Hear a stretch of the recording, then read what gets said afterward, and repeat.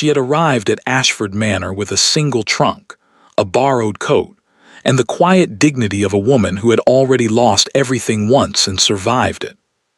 She was not there as a guest. She was not there as a charity case.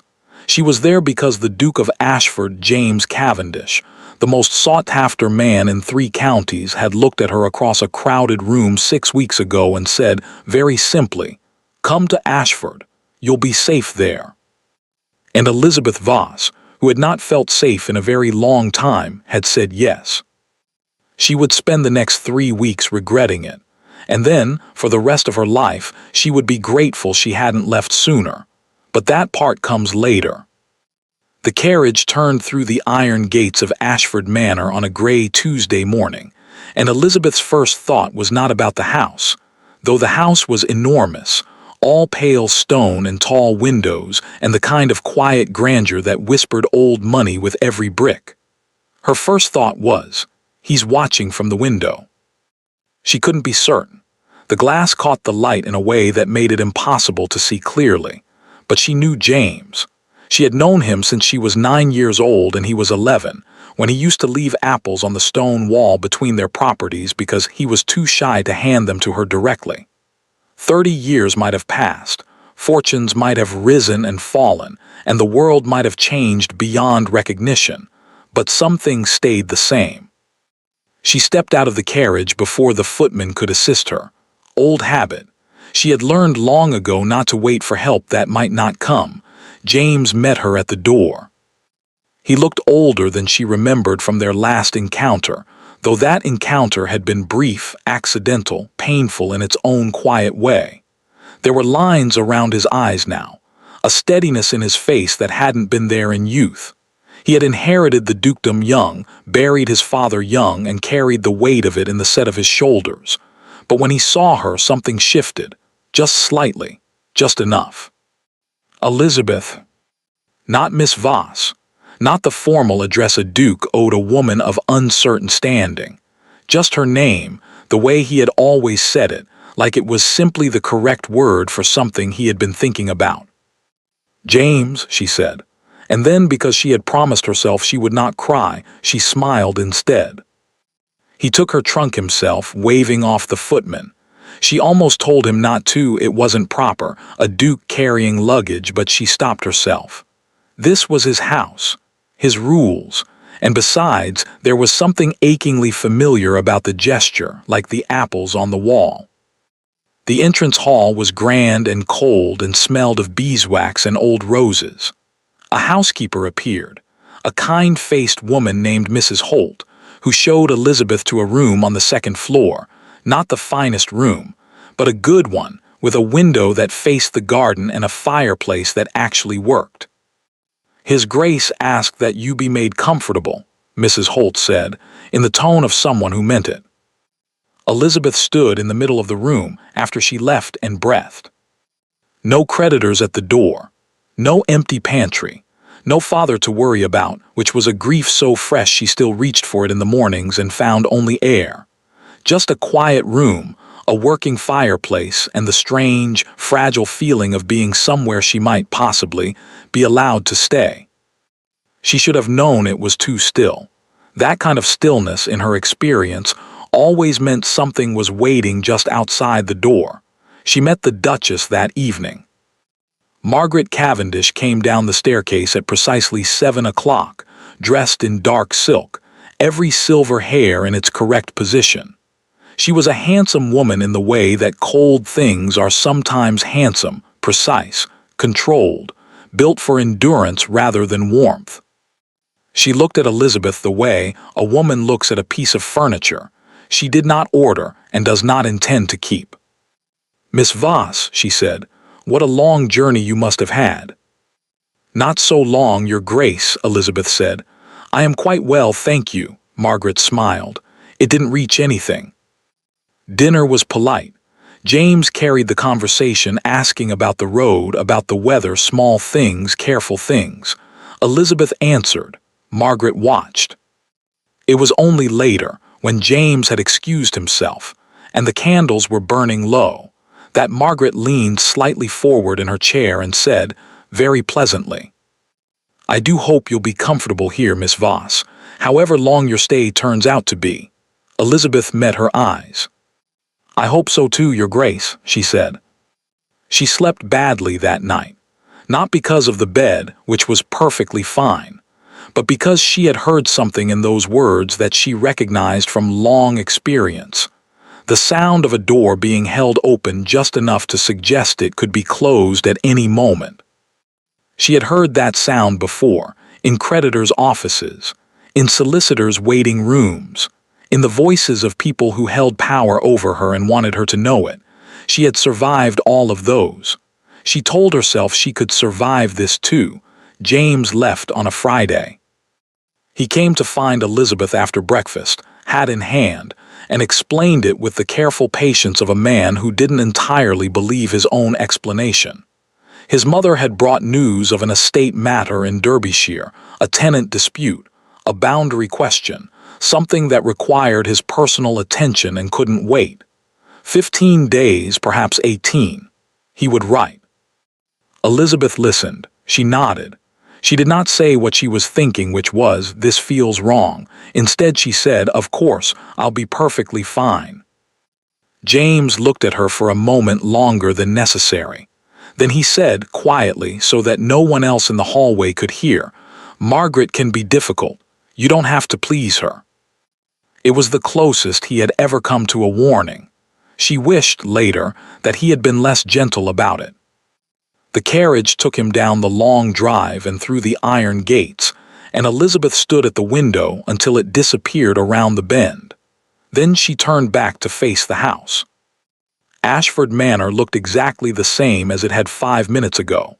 Same pale stone, same tall ceilings, same smell of beeswax and old roses. But it felt different, the way a room feels different when the fire goes out. Margaret waited exactly 2 days. Not out of hesitation, Elizabeth understood that later. Out of strategy. 2 days was enough time for Elizabeth to settle, to exhale, to begin to believe that perhaps she had imagined the coldness at dinner. 2 days was enough time to make the first move feel almost reasonable. It began with the room. Mrs. Holt appeared on Sunday morning with an apologetic expression and a prepared speech about renovations in the East Wing, requiring a temporary rearrangement of guest quarters. Elizabeth's room, the good one, with the garden view and the working fireplace, was needed. She would be moved to a room on the upper floor, just temporarily, just while the work was being done. Elizabeth looked out her window at the garden. There were no workers, no scaffolding, no sign of any renovation whatsoever. She looked back at Mrs. Holt, who could not quite meet her eyes. "Of course," Elizabeth said, "I'll pack my things." The new room was at the end of a narrow corridor on the 3rd floor next to the linen storage. It was small and cold, and the window faced a stone wall. There was a fireplace, but no wood had been laid in it, and when Elizabeth asked, she was told, very politely, that the upper floor fireplaces were not in use this time of year. She slept in her coat that night. By the end of the first week, the shape of it was clear. Margaret never shouted, never made a scene. She was far too clever for that. Instead, she worked the way water works on stone, quietly, consistently, wearing everything down by degrees. Elizabeth's place at the dinner table moved. First to the far end, then to a smaller side table. "We have so many guests this week. I'm afraid the main table is quite full." The guests Elizabeth could count on one hand. The housekeeper, Mrs. Holt, who had been kind on that first day, became distant, not cruel, just unavailable. Busy. Always just leaving a room when Elizabeth entered it. And then Lady Victoire Ashby arrived. She came on a Wednesday, in a carriage that cost more than most men earned in a year, wearing a traveling dress that managed to look both effortless and expensive. She was tall and pale and extraordinarily beautiful in the way of a painting, everything in its correct proportion, nothing out of place, nothing that moved unexpectedly. Margaret received her in the main salon with a warmth Elizabeth had not seen directed at anyone else since her arrival. They embraced. They laughed. Margaret held Victoire's hands and looked at her the way she had never once looked at Elizabeth, like she belonged there. Elizabeth watched from the doorway for just a moment before stepping back into the corridor. She had seen enough. That evening, passing through the gallery on her way to her cold room on the third floor, she slowed in front of the portrait of James at 22, painted the year he inherited the title, before the lines around his eyes, before the steadiness. He looked uncertain in the portrait, a little lost. She understood that feeling. 10 more days, she told herself. He'll be back in 10 days. She kept walking. It was Margaret herself who came to her room that night. Elizabeth heard the knock and opened the door to find the Duchess standing in the corridor, perfectly composed, holding something folded over one arm. She didn't wait to be invited in. "We have rather more guests than anticipated," Margaret said, setting the folded item on the foot of the bed with the casualness of someone leaving out a spare blanket. "The household staff is stretched thin. I thought, given your situation, you might appreciate the opportunity to make yourself useful." Elizabeth looked at what had been placed on her bed. A servant's uniform, white apron, gray dress, neatly pressed. The room was very quiet. "I am a guest in this house," Elizabeth said. Her voice was steady. She was proud of that. "You are a woman with no income, no family, and no formal arrangement with my son," Margaret said pleasantly. "I am offering you something to do with your days. You are, of course, free to decline." She let that sit for a moment. They both knew what declining meant. Declining meant confrontation. Confrontation meant Margaret going to James with a version of events Elizabeth could not yet counter, and James was not here. Margaret moved toward the door. "I'll leave it with you," she said, "in case you change your mind." The door clicked shut. Elizabeth stood in her cold room in her coat and looked at the uniform on the bed for a long time. Then she picked it up. The uniform fit. That was almost the worst part.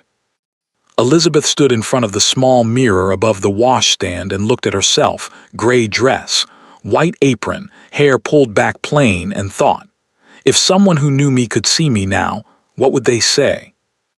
Her father would have wept, not for her particularly.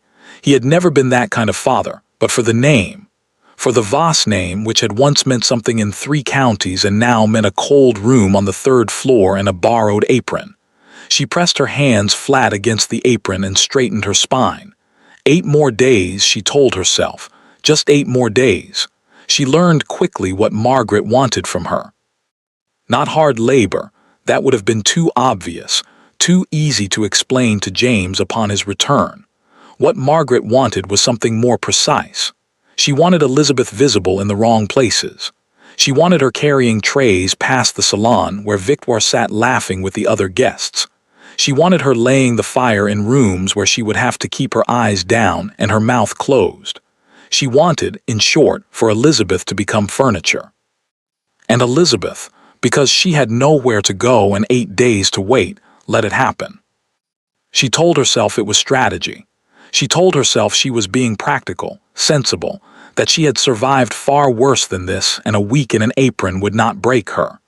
She told herself a great many things in those first 2 days in the cold dark of her 3rd floor room, while the wind came in under the door and the fireplace stayed empty. Some of it she even believed. On the 2nd day, she was sent to Victoire's room. The room was everything Elizabeth's was not: large, south-facing, warm, smelling of expensive French perfume and fresh flowers that someone had arranged that morning. Elizabeth moved through it quietly, tidying what didn't need tidying, trying to be invisible. She almost managed it. "You're the girl James brought, aren't you?" Elizabeth stilled. Victoire was standing in the doorway to the dressing room, a string of pearls loose in her hand, watching Elizabeth with an expression of mild curiosity, the way one might look at an unusual insect. Elizabeth said nothing. Victoire tilted her head slightly. "He never mentioned you. Not once, in all the conversations I've had with his mother." She paused. "I thought that was interesting." She turned back into the dressing room without waiting for a response. Elizabeth finished tidying the room and left. In the corridor, she stopped and pressed her back against the wall and breathed through her nose until the feeling in her chest settled into something manageable. He never mentioned you. She knew what Victoire was doing. She knew it was deliberate, calculated, a small blade slipped in at exactly the right angle. She knew all of this. It still landed. On the third day, she made a mistake. One of the older guests, a Colonel somebody, hard of hearing and perpetually confused about where he was, stopped her in the library and asked her something in halting French, under the impression, apparently, that she was a continental housemaid. Elizabeth answered him, fluently, without thinking. The Colonel beamed and shuffled away, satisfied. Elizabeth turned around to find Victoire standing by the bookshelf, one hand resting on the spine of a volume she hadn't been reading, watching her with an expression that had shifted from mild curiosity to something sharper. "Interesting," Victoire said again, just that one word. Elizabeth met her gaze. She didn't look away first. Later that evening, she was setting the side table in the corridor when she heard voices from the salon, Margaret's low and smooth, and another she didn't recognize, a man's voice, discussing arrangements and dates, and something about the Ashby family's northern properties. She didn't stop walking. She kept her eyes forward and her steps even, and she did not let herself think about what arrangements might mean, or whose future was being decided in that warm room while she stood in the corridor in a borrowed apron. 7 more days, she told herself. Just 7 more days. She was wrong about the days. The carriage came through the gates on the afternoon of the 3rd day, not the 15th, not the 18th, not any of the days James had said. Elizabeth was crossing the courtyard with a basket of cut herbs from the kitchen garden when she heard the wheels on the gravel, and she stopped. The carriage door opened. James stepped out. He was travel-worn, his coat dusty, his hair less ordered than usual. He handed something to the footman and turned toward the house, and that was when he saw her. He went very still. Elizabeth stood in the courtyard in her gray dress and white apron with a basket of herbs over her arm, and met the eyes of the man who had told her she would be safe here. Neither of them spoke. The wind moved between them. Somewhere above, a window opened, Margaret, perhaps, watching from the first floor. Elizabeth didn't look up to check. James opened his mouth, closed it. His jaw tightened in the way it always had since he was 11 years old, when he was trying very hard not to show what he was feeling. "Elizabeth." "Welcome home, Your Grace," she said. She walked past him into the house. James found his mother in the salon.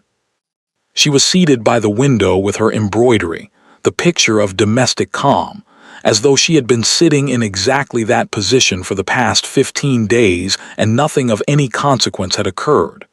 Victoire was beside her, a teacup balanced in one hand, laughing softly at something that had apparently just been said. They both looked up when James entered. "Darling," Margaret said warmly, "we didn't expect you until next week." "The matter resolved itself sooner than anticipated," James said. His voice was even.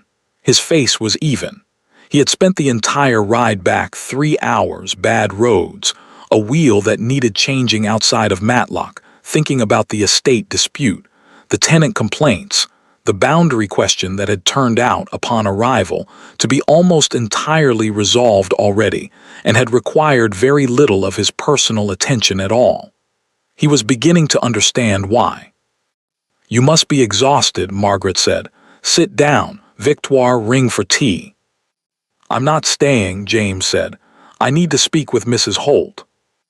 A small pause, almost imperceptible. Margaret's embroidery needle continued its movement without interruption. "Of course," she said. "She'll be in the kitchen at this hour." James looked at Victoire, who was watching him with that careful, composed expression she always wore, like a woman who had rehearsed for every possible version of this conversation. He nodded politely. She smiled politely back. He left the salon. Mrs. Holt was indeed in the kitchen.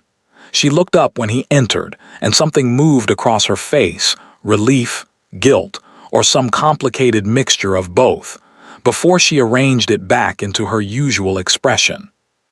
"Your Grace, I wasn't aware you'd returned." "Miss Voss," James said. "Which room is she in?" A pause. "The east corridor, sir, third floor." James had spent his entire childhood in this house. He knew every room in it. He knew exactly which rooms were on the third floor east corridor, and he knew exactly what they were used for. "And her original room," Mrs. Holt looked at the floor. "Lady Victoire's party required." "That's enough," James said quietly, not unkindly, but with a finality that closed the subject entirely. "Thank you, Mrs. Holt." He went upstairs. He found Elizabeth on the second-floor landing, carrying a small stack of folded linens. She heard his footsteps and turned, and for just a moment, just a fraction of a second, something crossed her face that she hadn't meant him to see. Something tired and raw and very carefully held together. Then it was gone, and she was composed again, and he thought, not for the first time, that she was the most quietly formidable person he had ever known.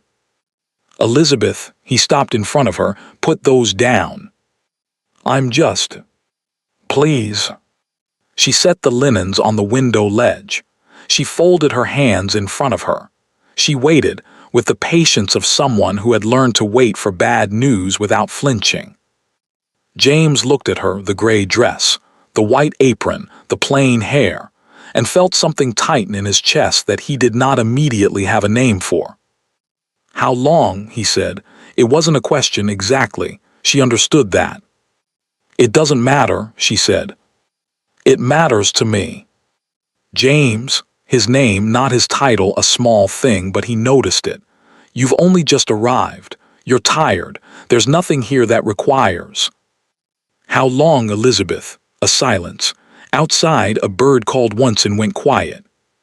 "Since the third day," she said. He said nothing for a moment, then, "I'm sorry." She looked at him then, really looked at him, and something in her expression shifted just slightly into something he couldn't quite read. Not anger, not forgiveness. Something in between, something still being decided. "It's your house," she said, "and your mother. You are my guest." "Am I?" She said it simply, without accusation. Just a question hanging in the air between them. "What exactly am I, James? You brought me here and you left and you never said." He opened his mouth. And then, from the floor below, Margaret's voice floated up the staircase, calling his name, telling him Victoire's father had arrived and was waiting in the study, and would he come down, please? It was important. Elizabeth watched him, waiting. "This conversation isn't finished," he said. "Of course," she said. She picked up the linens. She walked away down the corridor. James stood on the landing for a moment longer than he should have. Then he went downstairs. Lord Ashby was a large, affable man who shook hands too hard and laughed too loudly, and had, James noted, brought a solicitor with him. The solicitor sat in the corner of the study with a leather case on his knees and the particular expression of a man who already knows how a meeting is going to end. James sat across from Lord Ashby and listened to a great deal of pleasant conversation about county matters and mutual acquaintances and the exceptional quality of the Ashford wine cellar. Margaret sat to his left, composed and attentive. The solicitor in the corner did not move. Eventually, with the manner of a man who had been working toward a point for 20 minutes and was finally arriving at it, Lord Ashby said, "I expect your mother has spoken to you about our proposal." "She has mentioned it," James said carefully. "Victoire is very fond of Ashford," Lord Ashby continued, "and I hope that you and she might find you suit each other rather well, given the opportunity." He smiled. "The financial arrangements would be considerable. My solicitor has prepared something for your review." The solicitor opened his case on cue. James looked at the documents being laid on his desk.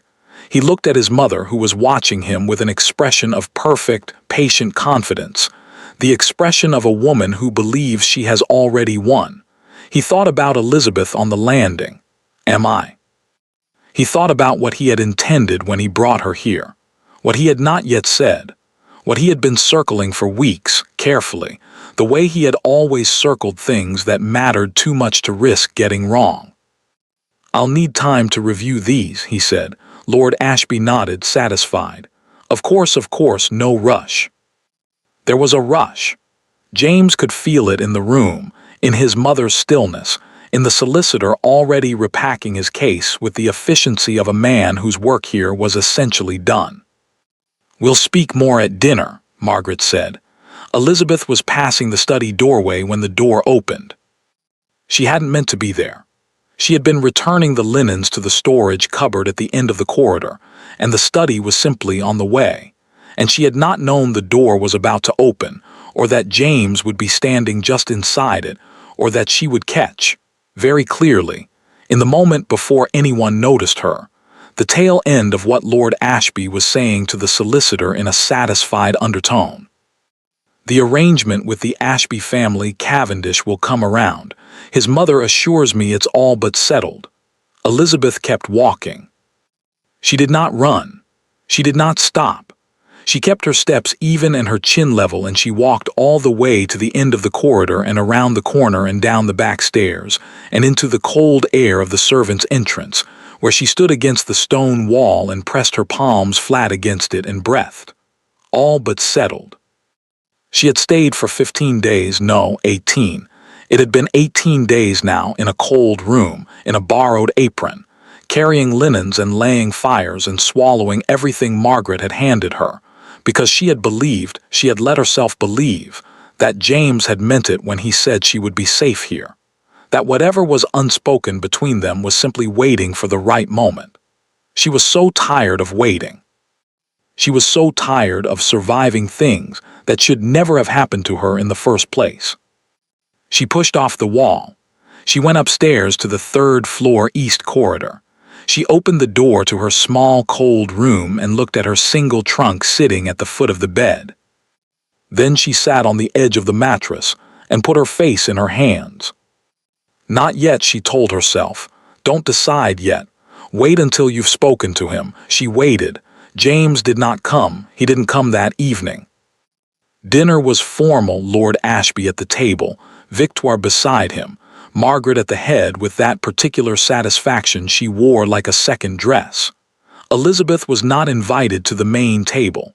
A tray was sent up to the third floor. She looked at it for a long time before eating, mechanically, without tasting anything. She told herself James was managing guests.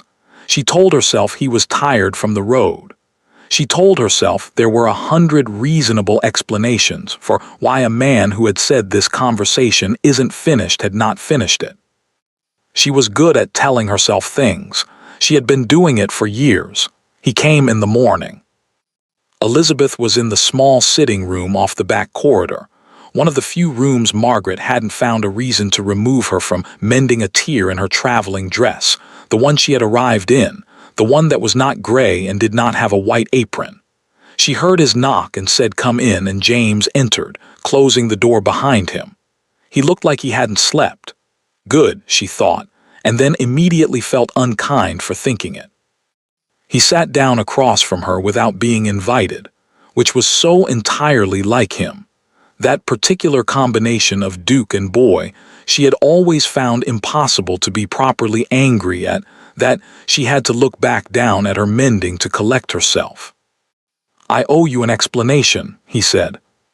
"You don't owe me anything," she said. "We have no formal arrangement."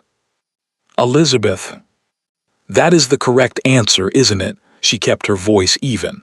"I am a guest, an informal one, with no income, no family, and no claim on your household or your time. Your mother made that quite clear." A silence.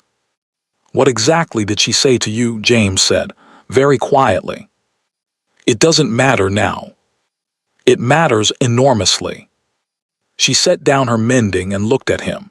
He was leaning forward, elbows on his knees, watching her with an intensity she recognized. The same look he'd had at 11 when he was trying to work something out and refusing to stop until he had. "James," she said, "Lord Ashby brought a solicitor. He didn't look away. I know. And the arrangement is not settled, he said. Whatever you may have heard, nothing has been agreed. She studied his face. She wanted to believe him. She had, in fact, been believing him for 18 days, through a cold room and a servant's apron, and a dinner tray sent up to the 3rd floor. She was not certain how much believing she had left. Then what is settled? She asked. Because I have been in this house for 3 weeks, James, and I still don't know what I am here. The question landed between them like something that had needed saying for a very long time. James opened his mouth, and then the door opened. It was Margaret. She didn't knock. She never knocked. It was her house, after all, and she had an instinct for rooms and moments that Elizabeth had come to think of as predatory. She stood in the doorway and took in the scene, James leaning forward, Elizabeth's careful stillness, the charged quality of the air, and her expression arranged itself into something that managed to suggest both apology and satisfaction simultaneously. James, darling, Lord Ashby is asking for you. Something about the northern boundary survey. He has maps. Tell him I'll be there shortly, James said, without turning around. He's rather insistent, you know how he is. A small pause. It won't take long. James looked at Elizabeth. The look said, I'm sorry, again. I'll come back, again. Elizabeth looked back at him and said nothing. He stood, he straightened his coat. He said quietly, we will finish this conversation. Then he followed his mother out of the room. The door clicked shut. Elizabeth sat alone in the small sitting room for a long moment. Then she picked up her mending and set it down again immediately because her hands were not quite steady. She did not see him for the rest of the morning. By afternoon she had tidied her room, written a letter she didn't send, and walked twice around the kitchen garden in the cold. By evening she had talked herself back from the edge of the decision she had been approaching all day. Not yet. Wait. Give him the chance he asked for. It was the housekeeper's young assistant, a gap-toothed girl named Polly, who undid all of it. Polly was not malicious. That was important. She was simply 15 years old and incapable of silence and entirely unaware of the damage a carelessly delivered piece of information could do. She found Elizabeth in the corridor after supper and fell into step beside her with the comfortable familiarity of someone who had decided they were friends, and said, in a tone of breathless excitement, Have you heard? They're saying the engagement's to be announced at the end of the week. Lady Victoire and His Grace. Mrs. Holt says the Duchess has already sent for flowers. Elizabeth stopped walking. Who is saying that? She asked. Her voice came out remarkably normal. She was distantly proud of this. Oh, everyone below stairs, Polly said cheerfully. The solicitor left papers apparently. Signed ones, Mrs. Holt said. Well, nearly signed. Nearly signed.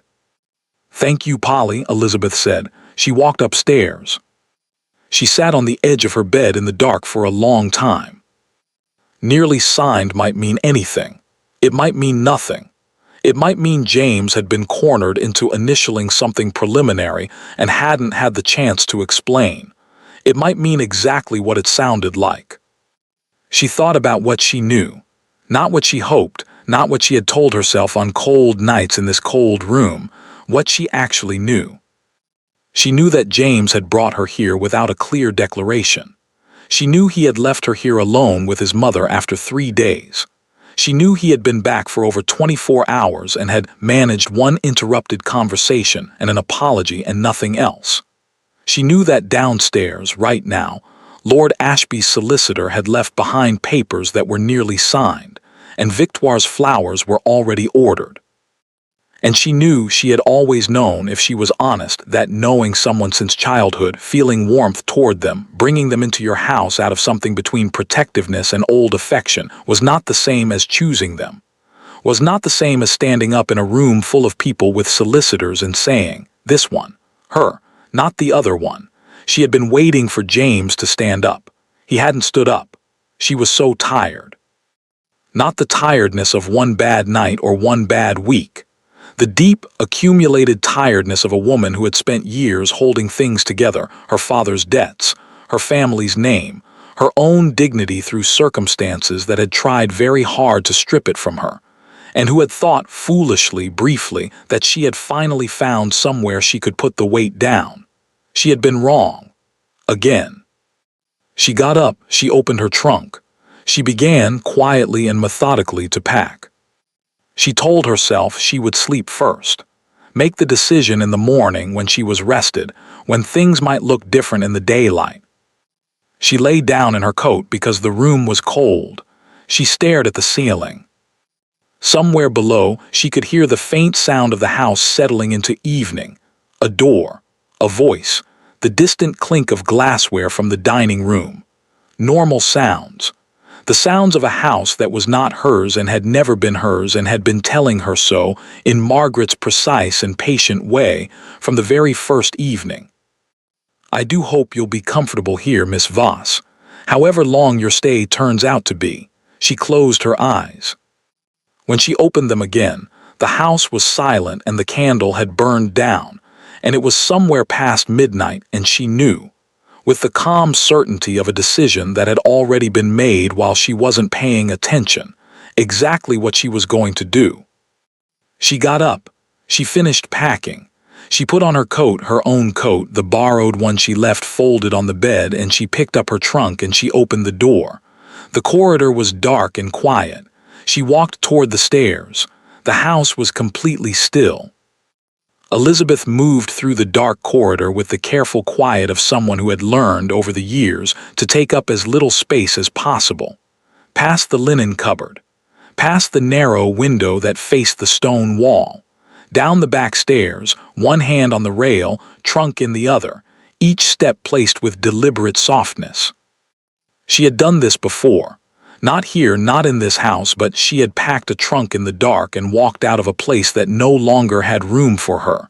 She knew the particular quality of that silence, the way it pressed against you, the way you had to keep moving or it would stop you entirely. She kept moving, the second floor landing. She should have gone straight to the back entrance. The kitchen door, the servant's exit, out through the courtyard and down the service lane to the road. Clean and invisible, the way Margaret had been trying to make her for 3 weeks. Instead, she stopped. James's study was at the end of the corridor. The door was closed, but there was a thin line of light underneath it. She stood in the dark and looked at that line of light for a long moment. He was awake. Past midnight, and he was awake, and she was standing 20 feet from his door with her trunk in her hand and her coat buttoned to the throat.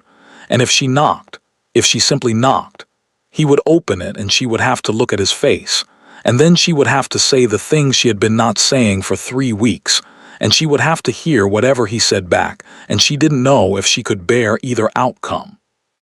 If he asked her to stay, she would stay.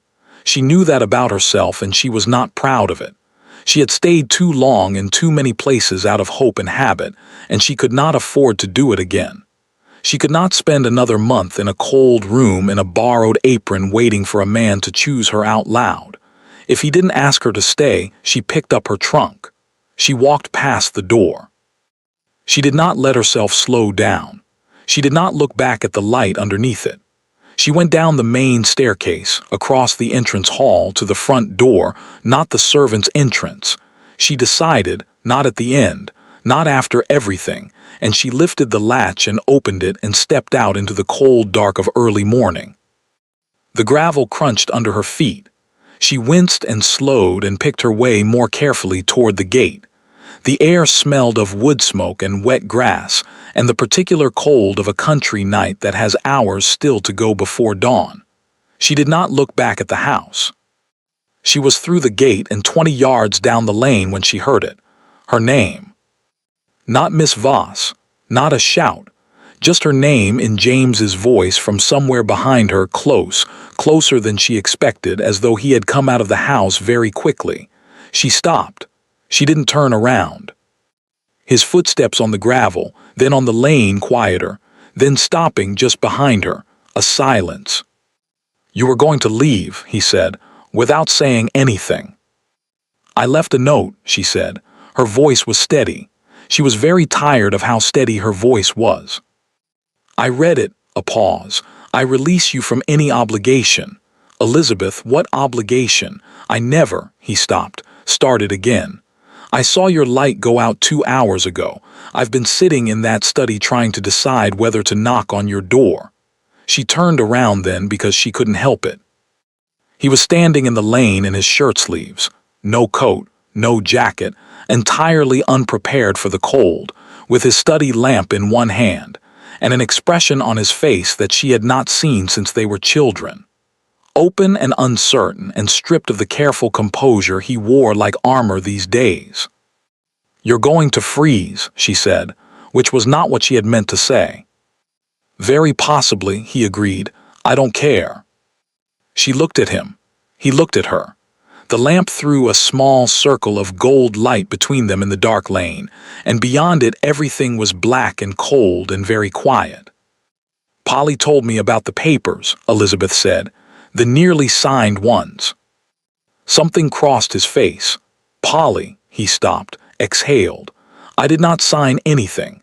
I initialed a preliminary document because Lord Ashby's solicitor put it in front of me and I was tired and my mother was in the room and He stopped again.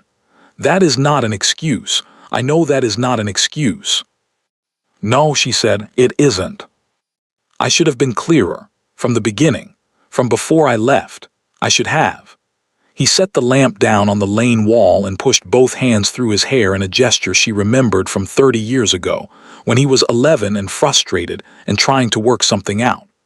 "I brought you here because I couldn't think of anywhere else you'd be safe, and I wanted you near, and I told myself I was being practical about it, and I was lying to myself, Elizabeth. I have been lying to myself about you for a very long time." The cold moved between them. "James," she said carefully, "what are you saying?" "I'm saying I should have said it weeks ago." He looked at her directly, the way he had always looked at her, like she was something he had been trying to find the right words for his entire life. "I'm saying I don't want you to leave. I'm saying I should have told my mother from the first day that you were not a guest, that you were." He stopped. "I'm making a mess of this." "You are rather," she said. "I know." Another silence, longer this time. An owl called somewhere in the dark fields. Elizabeth looked at the man standing in his shirt sleeves in a cold country lane at 1 in the morning, lamplight catching the lines around his eyes, and thought about apples on a stone wall. About the way he had said her name at the front door on the first day, like it was simply the correct word for something. About 18 days of cold rooms and borrowed aprons, and telling herself to wait, just wait. She was so tired of waiting. But she was also, she realized, still here, still standing in this lane. She had had 20 yards of open road and she had stopped when he called her name and she had turned around, and that said something about her that she might as well be honest about. "If you want me to stay," she said, "then say so, plainly. No more half conversations and interrupted sentences and nearly signed documents. Say it plainly, James, or I will walk down this lane and you will not come after me." He was quiet for just a moment, just long enough for her heart to do something she would not forgive it for later. Then he said, "Stay, please. I am asking you properly to stay." A beat. "And Lady Victoire?" "I will speak to Lord Ashby in the morning. The arrangement is finished." "And your mother?" Something shifted in his face, settled into a quiet, final sort of determination. "I will speak to my mother as well." Elizabeth looked at him for a long moment. The lamp flickered in a gust of wind. He was visibly cold now, jaw tight, but he didn't move, just stood there in the lane waiting for her answer with the patience of a man who understood he had no right to rush her. She picked up her trunk. She walked back through the gate. She did not look at him as she passed, but she heard him exhale just once, just briefly, and she allowed herself, in the dark where he couldn't see her face, the smallest possible smile. "You should go inside," she said. "You'll catch your death." "Yes," he said, picking up the lamp, "probably." They walked back to the house without touching, without speaking, 3 feet of cold night air between them. But at the front door, Elizabeth stopped, and James stopped beside her, and she turned and looked at him one more time. "Plainly," she said, "next time from the beginning." "From the beginning," he agreed. She went inside. Margaret came down to breakfast at precisely 7 o'clock the following morning to find James already at the table, dressed, composed, and waiting for her. He did not stand when she entered. He did not pour her tea. He simply looked at her across the table and said, very quietly, "Sit down, mother. We need to talk." Margaret looked at her son's face. Something in her expression shifted, almost imperceptibly, almost nothing, before she arranged it back into its usual composure. She sat down. The conversation with his mother lasted 40 minutes. James had prepared for shouting from her, not from him. Margaret was not a woman who shouted. She was a woman who went very still and very cold and chose her words with the precision of someone who understood that a well-placed sentence could do more damage than any raised voice. She did not disappoint. She began with concern, maternal, measured concern for James's judgment, his responsibilities, the weight of the dukedom and what it required of the man who carried it. She spoke about the Ashby connection, the money, the land, the social alignment, with the fluency of someone who had been rehearsing the argument for weeks. She spoke about Elizabeth with a particular brand of gentleness that was somehow worse than open cruelty. That poor girl, such a difficult situation, of course one feels for her, but feeling is not a foundation, James, and sentiment is not a plan. James listened to all of it. Then he said, "You sent me to Derbyshire on purpose." A pause. The estate matter was genuine. "The estate matter had been resolved for 3 weeks before you told me about it. I spoke to the solicitor there. He was quite clear on the timeline." Margaret's hands rested in her lap, perfectly still. "You arranged for me to be absent," James continued. "And then you gave her a servant's uniform and moved her to the 3rd floor and invited Lord Ashby and his solicitor while I was gone. That is what happened." Margaret said nothing. "I would like you to tell me that I am wrong," James said. "I would very much like that." The morning light came through the breakfast room windows and lay across the table between them, and Margaret looked at her son with an expression that was, for just a moment, entirely unguarded. Not guilty, exactly, but not innocent either. The expression of a woman who had done exactly what she had done and believed, genuinely believed, that she had been right to do it. "I was protecting you," she said finally. "That is what I have always done." "From Elizabeth Voss," James said. "You were protecting me from Elizabeth Voss. From a woman with no money, no family, no position, and a history that would invite gossip from every." "That is enough." He said it quietly, the same tone he had used at the start of the conversation, and Margaret stopped, because she knew that tone, had heard it before, in his father, in the particular frequency that meant the discussion was over, and what followed would simply be a statement of fact. "You will apologize to her," James said. "Not today, because I don't think either of you is ready for that today, but you will, and you will not speak to her again the way you have spoken to her in this house." "James, Lord Ashby will be told this morning that there is no arrangement. I'll speak to him myself." He stood. "The Ashby family will find another duke. There are several." He left the breakfast room. Lord Ashby took it well, all things considered. He was a practical man at heart, affable and loud and ultimately motivated by outcomes rather than sentiments. And James was direct with him in a way that left very little room for negotiation. The Ashby connection was finished. The papers, initialed and nearly signed, were returned across the desk.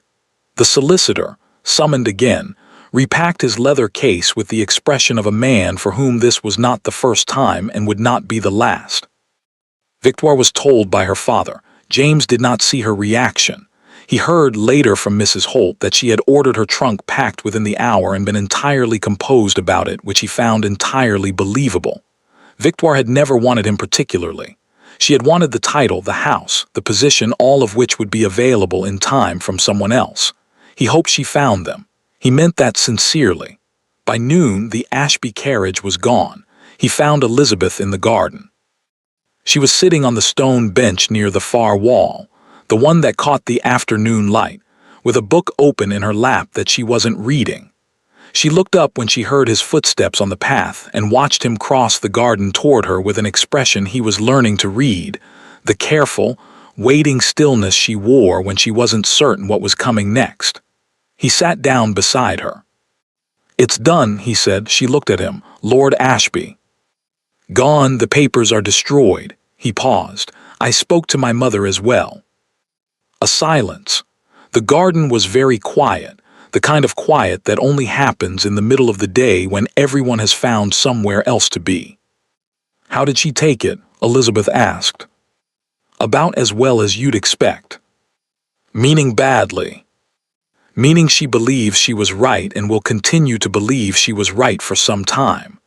He looked at the wall across the garden, old stone, ivy, the same wall he had climbed as a boy.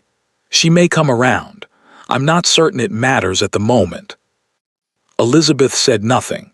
She closed the book in her lap and set it on the bench beside her and looked at her hands for a moment. "James," she said, "I need to ask you something." "Ask." "Last night in the lane," she stopped, started again. "You said things, in the cold, in the dark, without your coat on after midnight. I want to know if you meant them in the daylight." He turned to look at her fully. She was looking back at him, direct and steady and just slightly braced, the way she always looked when she was asking something that mattered. "I meant every word," he said. "More clearly in the daylight, if anything. I can see you better." Something moved in her expression. Not quite a smile yet, something that was becoming one. "You've made rather a mess of this," she said. "I know." "The uniform alone." "I know." 3 weeks, James." "I know." He held her gaze. "I intend to spend a considerable amount of time making up for it if you'll allow me to." She looked at him for a long moment.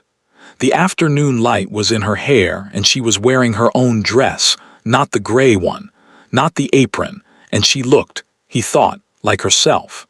Like the girl from the neighboring estate who had once accepted an apple from a stone wall without ever mentioning to him that she knew perfectly well who had left it there. "Plainly," she said. "You said plainly." "Plainly," he agreed. "I would very much like to marry you, Elizabeth Voss. I should have said so before I left for Derbyshire. I should have said so before I brought you here. I should frankly have said so at several points over the last 20 years, but I was an idiot and I'm asking now, and I would like very much for you to say yes." The silence that followed was the longest 3 seconds of his life. Then Elizabeth said, "You were not an idiot for 20 years." "I was, rather." "Fine." A pause. "You were." And then she smiled, properly, fully, the smile he had been trying to earn since he was 11 years old and too shy to hand her an apple directly, and said, "Yes." He told her later, over tea in the small sitting room that had been her only real refuge in the house, that he had found out the full extent of what happened during his absence, not from Margaret, not from Mrs. Holt, but from Polly, the gap-toothed housemaid who had delivered the nearly signed news, and who had apparently also, in a fit of conscience, delivered a very thorough account of the preceding 3 weeks to James when he had happened to ask her, gently, how things had been. "Polly," Elizabeth said. "Polly," James confirmed. "She told me about the engagement," Elizabeth said. "She nearly destroyed everything." "She also saved everything," James said. "She told me about the uniform." Elizabeth looked into her teacup.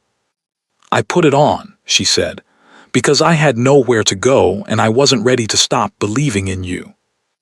James was quiet for a moment. Then, very carefully, he reached across and covered her hand with his. "I know," he said. "I'm sorry it cost you what it did."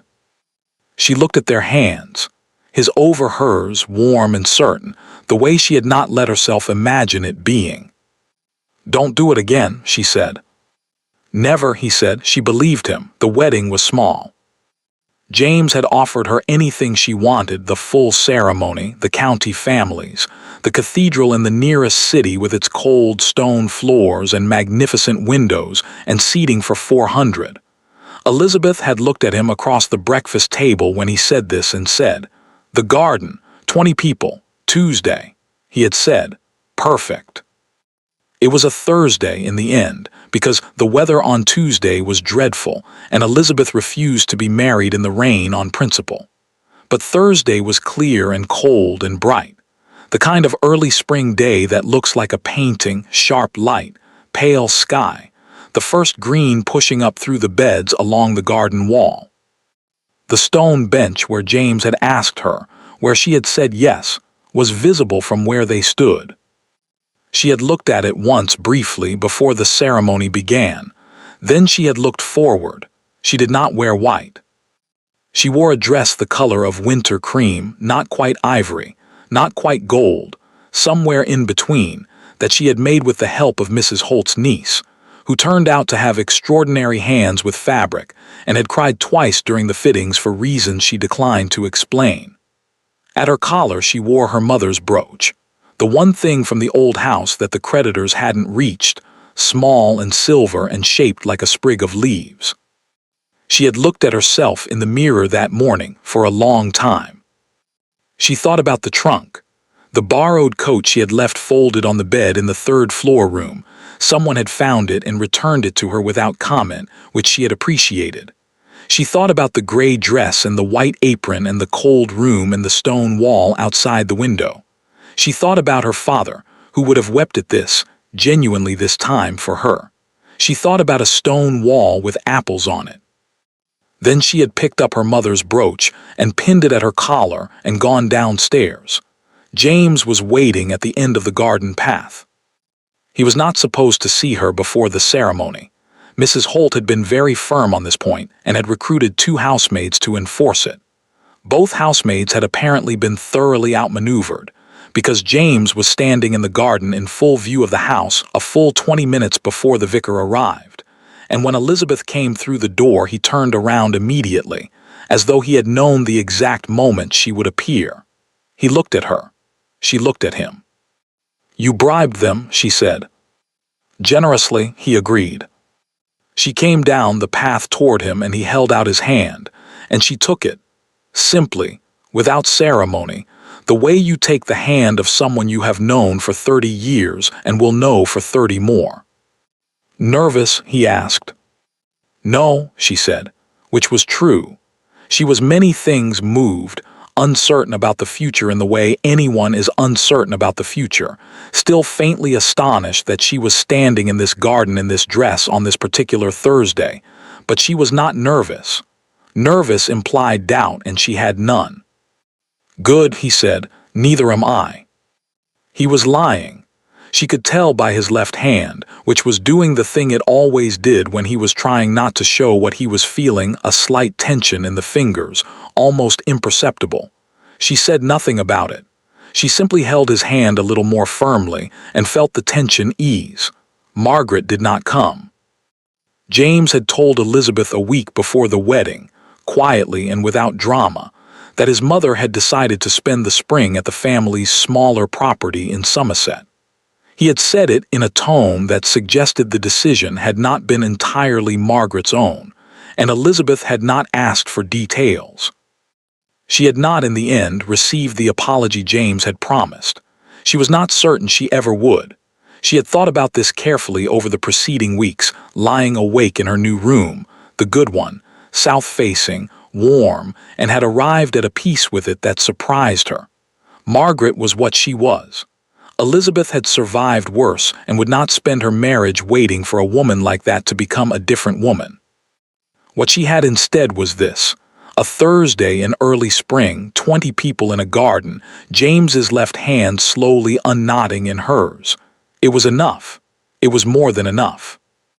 The vicar arrived at 11 o'clock, slightly out of breath, having apparently taken the wrong lane from the village and had to double back. He was a kind-faced elderly man who stumbled twice over his own notes and made everyone laugh at a moment that wasn't intended to be funny and was somehow better for it.